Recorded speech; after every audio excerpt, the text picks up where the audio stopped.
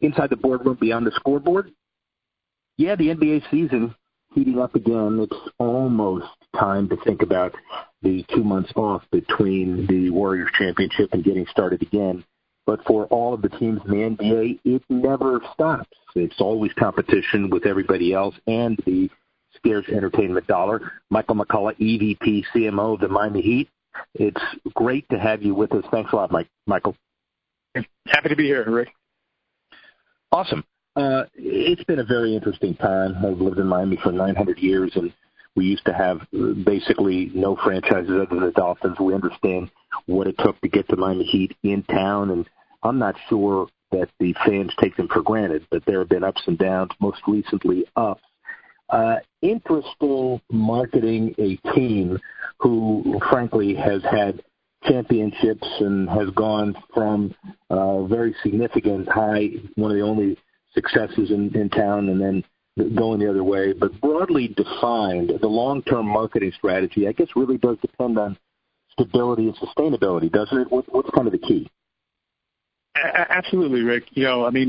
Look, the Miami Heat is known for one thing, and that's competing for championships. And if you've been in sports as long as I have, you know that only one team wins every year. So, we've always crafted a strategy that's going to help support our basketball operations and what they're trying to accomplish. And we realize that the main thing is the main thing, and that's the trophy. So we never really delineate from that, and that's always kind of how we create our structure, and our strategy is based upon always keeping our eyes on that ultimate prize. Again, not everybody wins, and we never base anything on wins and losses. So you're always going to see us talking about the entertainment and the competitiveness of our team and the track record that we can put out on the floor. That will speak for itself. So we always try to remind fans of where we've been and where we're going.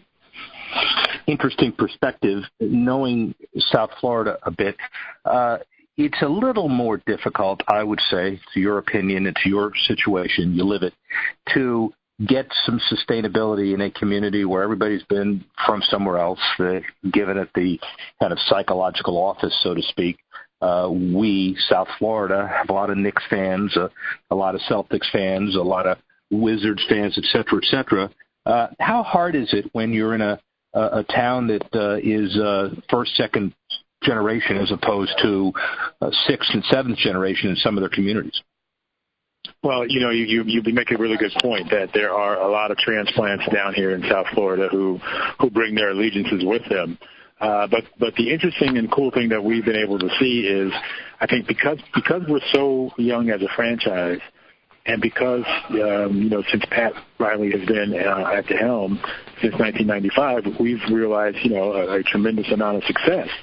So there is a whole generation of people here in South Florida, if you want to take from 1995 on, but if you really want to take it from 2003 when Dwayne Wade arrived on the scene and go forward, there's a generation of people here that only know this level of excellence from the Heat, from the first championship in 2006 to the additional championships in 12 and 13, the 4 straight finals runs, playoffs the last couple of years.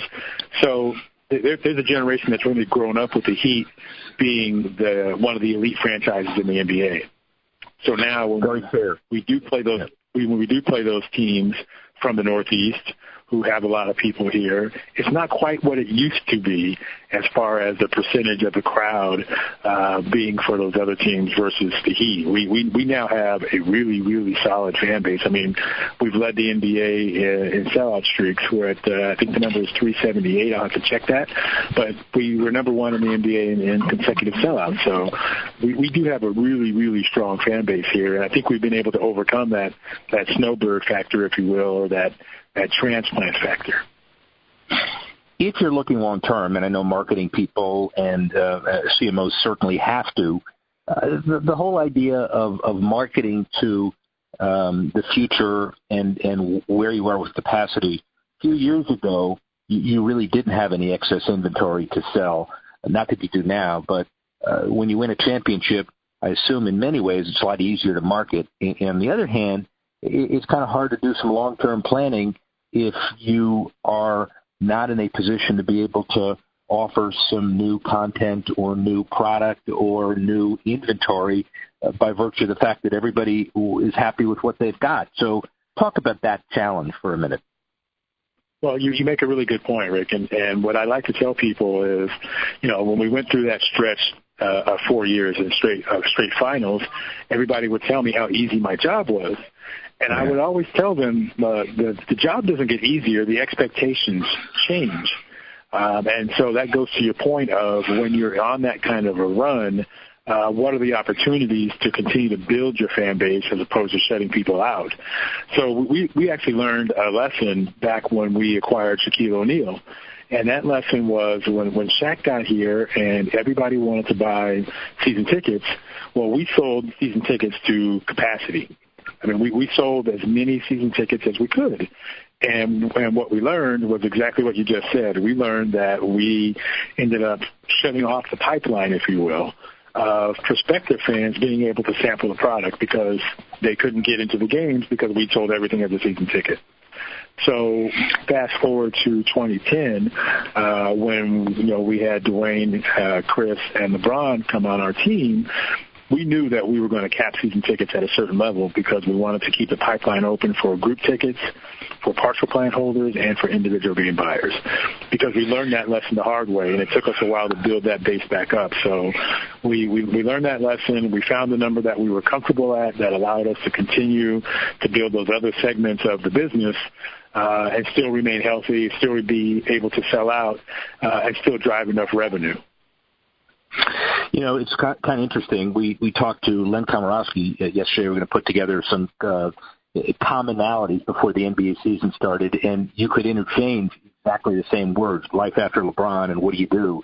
And my comment is not to compare the Cavs and the Heat as much as best practices. How much do you all collaborate and do you learn from each other?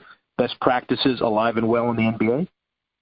Oh, absolutely, and I'm sure. And Len's a great guy. I know him really, really well. We've both been in this game for quite some time. One of the best things about the NBA is that they do bring all 30 teams together. It used to be in one big meeting, and now we've been separating them out into functions. But we do that specifically for the purpose of sharing best practices. And the NBA has the team marketing and business operations department, which is we call Teambo. That is their sole focus, is to bring to light the best practices from other teams and share those with the team. So each team has a representative who oversees 4 or 5 or 6 teams, and they visit us and they let us know what's happening with other teams, what's successful, what problems that I might be facing that maybe another team is facing, and we can share best practices because on the court, it's all out competition. But off the court, we are not competing. I'm not competing for the same fan that Len Komorowski is competing for. He's trying to get people in Cleveland to come to his games, and I'm trying to get people in Miami to come to my games. There is a general, kind of worldwide or digital fan that's out there, but when you break it down, we're trying to get Heat fans to consume and engage with our product, and he's trying to get Cavs fans to consume and engage with his product. So it doesn't make sense for us not to collaborate or not to share best practices because it doesn't hurt me to tell Len, hey, look, this is really successful in my market, and for Len to conversely tell me, this worked really well here. Let's talk about the general business broadly defined for a minute.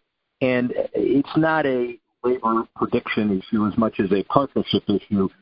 Many of owners have said one of the biggest positives over the last few years is not just how Adam Silver deals with players, but how players deal with ownership as well, and that there's a feeling more that there's a partnership, and it's not just the pure revenue-sharing aspect of it, but that everybody is in it together. Comment on all that.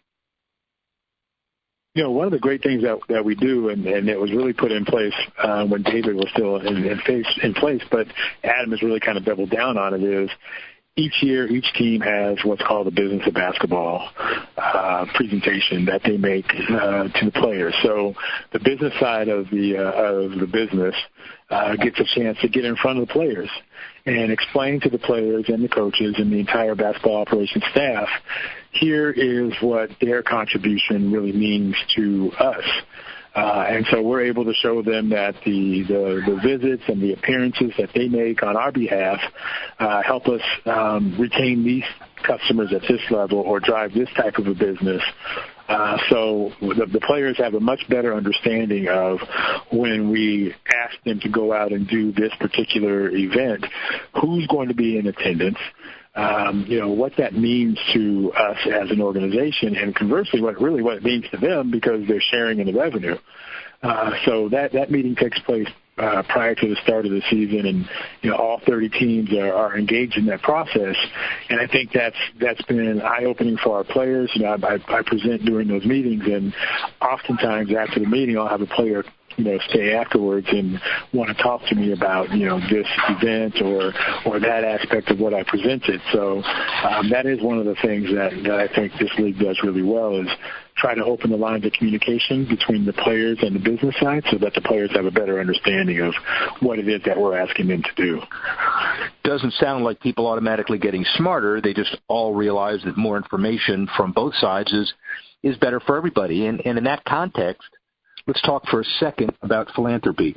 We've had a lot of conversations about doing the right thing because either it's the right thing to do or because corporations kind of demand it now as an important part of their social responsibility and their ROI. You all are known for being incredibly philanthropic, so talk about the philosophy behind it. Well, ever since Mickey Harrison gained ownership of the team, he's looked at the Miami Heat as a community asset. And because we are a community asset, we are duty-bound to give back to that community that supports us so well. So while we have some real cornerstone projects and things that we'll do, like our Heat Academy program, which is an after-school program in 3 disadvantaged areas that provide, kids with after-school tutoring, or if it's our annual fundraiser, which raises over $1 million a year, and the proceeds go to, battered women and children in distress.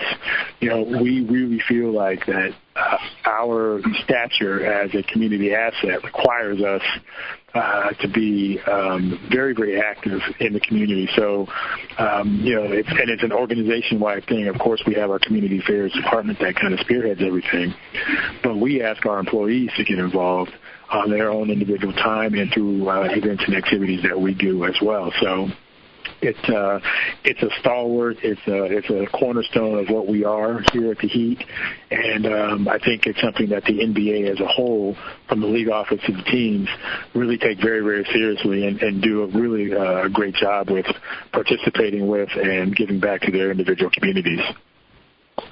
Final question for you. Where is the Heat and the NBA, let's say, 10 years from now? Oh, boy. Well, I think from an audience standpoint, we are going to continue to get younger. I think that's a focus of everybody here at the league. Our digital efforts and our social media efforts are really proving that out. I mean, obviously, if you look at the numbers and see how our league and our game and our players are all really registering well with that digital and social audience. It's great to have, all those followers, but we need to turn those people into fans. And I think, we'll have success doing that, which is going to make our audience base become younger and younger over time, which I think is great. I think if we continue to recruit players and players recognize that the NBA is the highest level of basketball, then you're going to continue to see this influx of international players.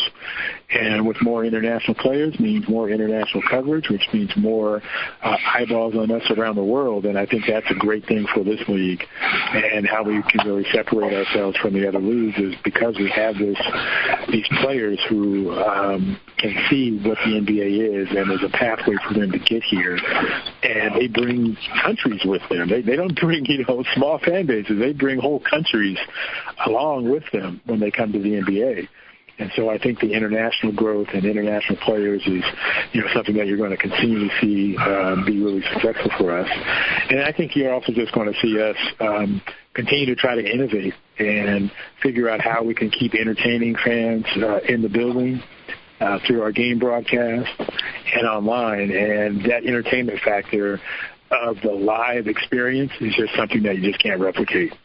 So, I think that's really the lifeblood of every NBA team is playing in front of a capacity crowd and having that experience, and then having the fans share that experience with other people online and socially to make other people want to be in an NBA game live and in person. Michael McCullough, NBA international destination in Miami, and he, of course, is in really, really, really good hands. Rick Horrow, see you in a few minutes.